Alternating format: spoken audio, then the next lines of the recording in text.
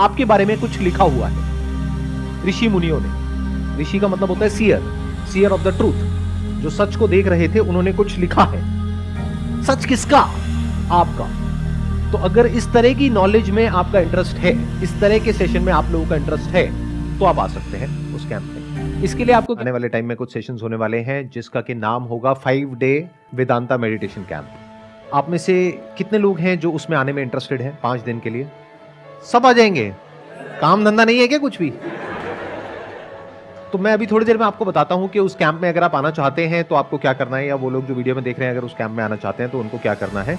उससे पहले आप थोड़ा सा बताइए कि do you have an idea about कि वेदांता होता क्या है? पहले के टाइम में जो ऋषि होते थे वो सेल्फ की अंडरस्टैंडिंग करके जो भी है टेक्स्ट में उन्होंने लिखा है। ये क्या है, वेद है या वेदांत है?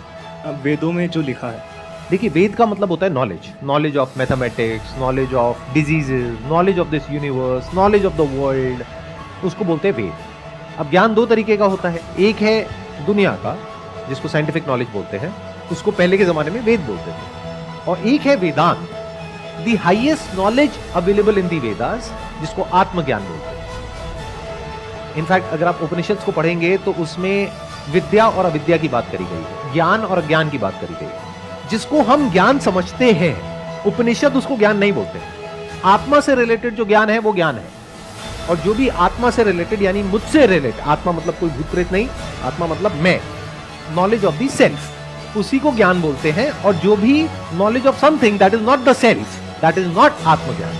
तो जिसको हम ज्ञान समझते हैं वो एक्चुअल में अज्ञान है अगर आप वेदांत के स्टैंड पॉइंट से देखेंगे तो। जिसको आप विद्या समझते हैं उसको अविद्या कहा गया उपनिषद में। विद्या मतलब वो जो सेल्फ से रिलेटेड है, दैट इज विद्या, बाकी सब अविद्या।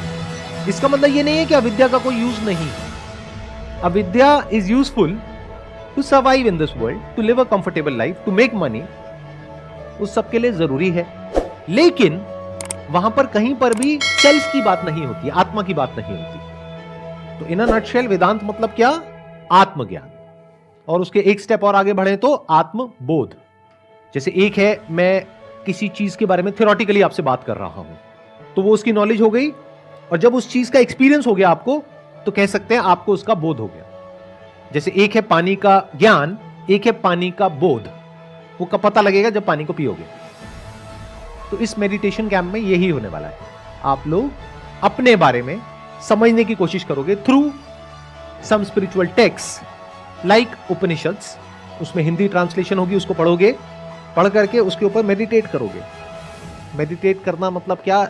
ये भी एक अजीब सा कॉन्सेप्ट हम सबके दिमाग में बैठा हुआ है कि चले जाओ कहीं पर, जा करके आंख बंद करके बैठे रहो और यहाँ पर उल्टी पुल्टी लाइटें देखते रहो, तरह तरह की हरकतें करते रहो अंदर की दुनिया में, उसको मेडिटेशन समझते हैं। नहीं, that is not meditation. Meditation मतलब क्या? ध्यान। तो ध्यान करना नहीं होता है, ध्यान देना होता है।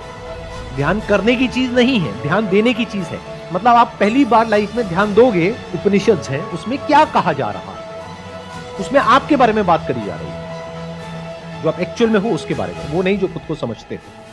तो वो उससे बहुत अलग होगा जिस भी तरह की नॉलेज आज आपके पास में है। हो सकता है बाहर की दुनिया में आपके पास में बहुत नॉलेज है और आपके नाम के आगे डॉक्टर लगा हुआ है, या फिर आप एक इंजीनियर हो, या फिर आपने PhD किया हुआ है। वो सब जो नॉलेज है उसका आत्मज्ञान से दूर दूर तक कोई कनेक्शन नहीं है। आपके बारे में कुछ लिखा हुआ है ऋषि मुनियों ने। ऋषि का मतलब होता है सीयर ऑफ द ट्रूथ। जो सच को देख रहे थे उन्होंने कुछ लिखा है। सच किसका? आपका। तो अगर इस तरह की नॉलेज में आपका इंटरेस्ट है, इस तरह के सेशन में आप लोगों का इंटरेस्ट है, तो आप आ सकते हैं उस कैंप में। इसके लिए आपको क्या करना होगा? हमको एक ईमेल भेजना होगा meditation@sandeepmaheshwari.com पर। वहां पर सब्जेक्ट लाइन में आप अपना नाम लिखिए और अपनी एज लिखिए। अंदर आप क्लियरली मेंशन करिए आपकी एजुकेशनल क्वालिफिकेशन क्या है, आपका प्रोफेशनल बैकग्राउंड क्या है, किसी तरह का कोई मेडिटेशन कैंप आज से पहले आपने अटेंड किया है, क्या आपने उपनिषद्स को या भगवत गीता को या अष्टावक्र गीता को पढ़ा है। तो उसमें आप ये सब बताएंगे, तो उससे हमको एक बेसिक आइडिया लगेगा कि अभी आपकी अंडरस्टैंडिंग किस लेवल पे है।